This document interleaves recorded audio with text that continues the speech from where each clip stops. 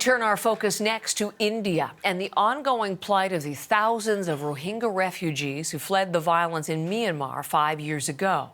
Some have been in a refugee camp for those 5 years since, with no access to basic needs such as toilets and water. Now they're facing another threat, deportation. Here's Salima Shivji.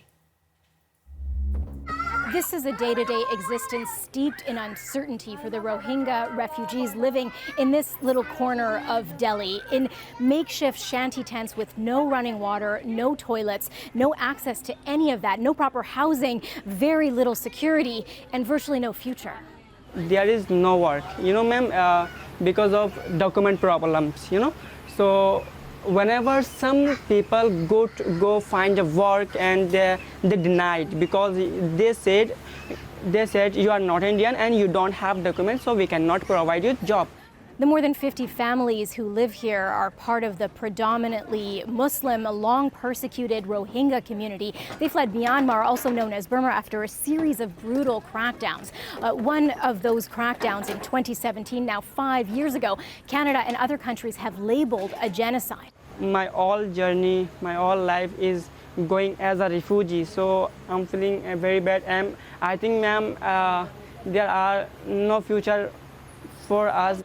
Many of them here say they live in constant fear, a constant worry. They're trying to live normal lives, but they are worried that the camp could be cleared at any moment or that Indian officials will move to detain them. The Indian government does consider the Rohingya refugees illegal foreigners, an economic burden, the government says, and this country would like to see them deported back to Myanmar. See, India doesn't have a national refugee policy or a consistent law, and that means that, according to experts, there is an ad hoc and arbitrary way that certain communities are treated and targeted. Absence of policy or absence of a law has basically helped the government of India to adopt discriminatory policies and put all the refugees at risk. And that leaves those here who are simply trying to build a life and survive in the most precarious of positions.